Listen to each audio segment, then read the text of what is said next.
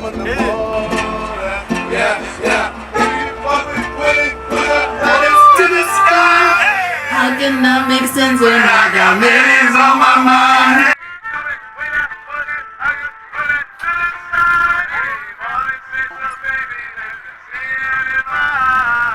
I never said you didn't have any self-respect. You don't have to. I can feel it. Oh, she needs an exorcism.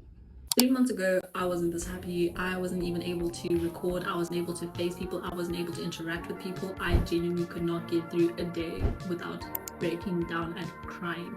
And even if it's not a dramatic type of crying, in day-to-day interactions, I was struggling. It is genuinely so unfortunate that one event had me so messed up and forced a reset that nobody expected and I sure as hell did not want.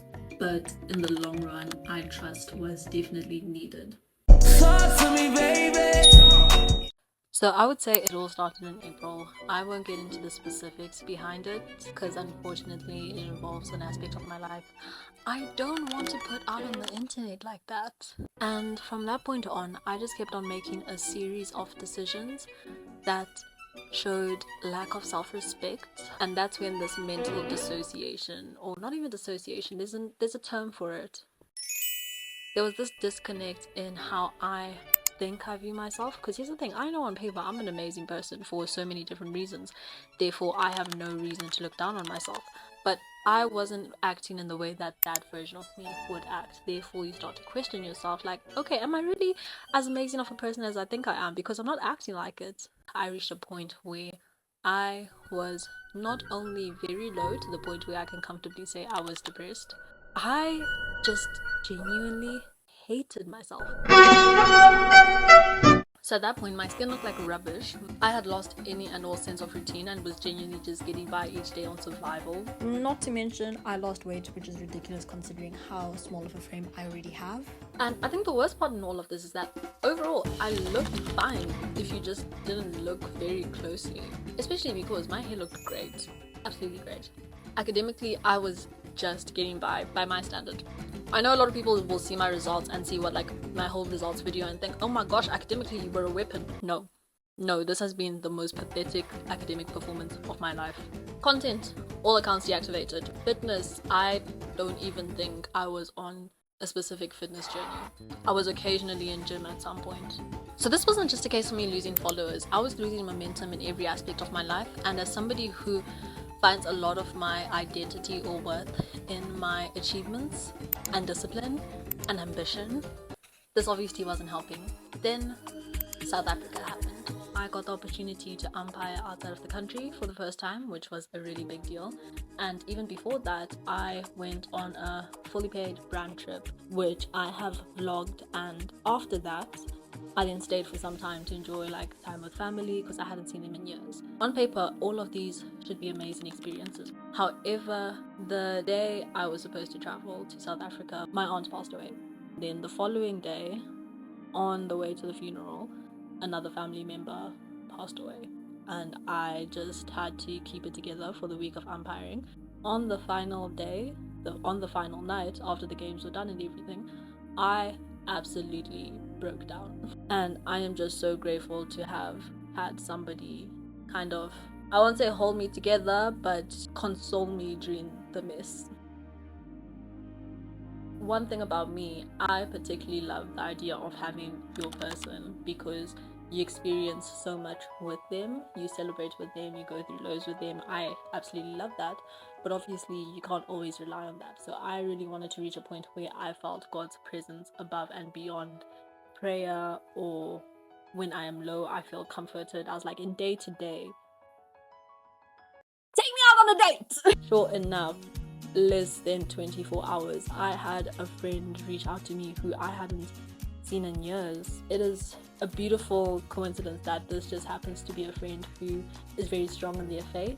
And I'm like, no, meet me here, meet me there, everything's sorted, I got you. And the conversation throughout the day was just heavily centered on the Lord. And for me, that was an immediately answered prayer. So I had the time and the room to heal, but all of that is pointless if you are going back into the same environment, going back to the same habits that had you in a rut in the first place. And unfortunately, that was the case for me when I came back to Zim. Campus was a horrid place for me to be for most of last year, but the last bit of the semester was the toughest. And unfortunately, this is when I saw a rapid and concerning decline in my health, not just mental, but my physical health. And this was due to physiological symptoms that were showing up and became very concerning, a lot of which I believe were mental that manifested into physical, not gonna lie. In the middle of dealing with my own health crisis, unfortunately, my grandmother suffers from a stroke and eventually ends up passing away. So all of this is happening on top of what already had me in the mental pits for the past 6 or so months. That November time for me, I don't think I've faced any time frame as difficult and downright crushing and destructive as that time. During December, I reached my peak in my behavior. I just went into a shell. I was at home, I wasn't interacting with people, I wasn't going out, there were a whole lot of events and everything, I couldn't. And the only time I would see people was when I intentionally invited friends over for lunch and micros. January was about structure, not necessarily perfection like I had been obsessed with in the past, but structure. All of it started with me having to ask myself what is most important to me. Obviously, I already knew the 5 values in which I prioritize in my life, the 5 values that I would hope somebody would think of when they want to describe me as a person. However, I just had to be more specific with it. What is important right now? For me, it was my ambition, peace, and what started off as loyalty to self, but then changed to obedience to the Lord. It will start off with journaling in the morning, saying, okay, what does ambition look like for me today? What does protection or creation of my peace look like today? And what does obedience to the Lord look like for me today? And reflecting on those each and every evening, just so that day by day I can see myself living by what I have considered important to me. And if I see the proof and evidence of me living in that manner, then I can gain respect for myself again and reach a point where I start to love myself again. I know it all seems rather convoluted, but that's what I needed. Many different people talk about small wins and compounding wins, and I really do believe in the element of momentum in all of this.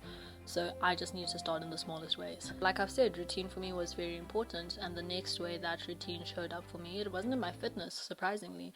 It was actually in my skincare routine. I look so sweaty right now, oh my days. It's not even glazed donut, it's just getting sweaty. Each morning and each evening, and just the detail that would go into it. For me, it was a daily display of self-love and me proving to myself like, hey, even though I am in the pits, I am still worth showing up for. And from the skincare routine, that's when other signs of routine started to show up.